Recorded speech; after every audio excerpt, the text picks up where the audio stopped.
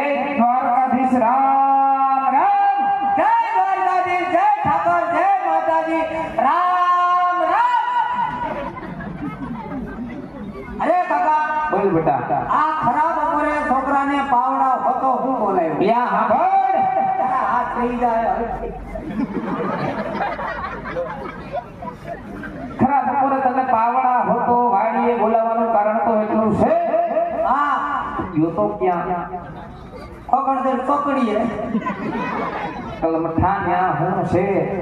તમે મને મોકલ્યો છો ક્યાં? લ્યા હાંભળ. એ તને હદડો ઉગમણી વાડીએ કામ કરવા મોકલો તો. એ વાડીએ જતો, કોઈની દાડીએ નતો. ખોટું બોલતો નહીં.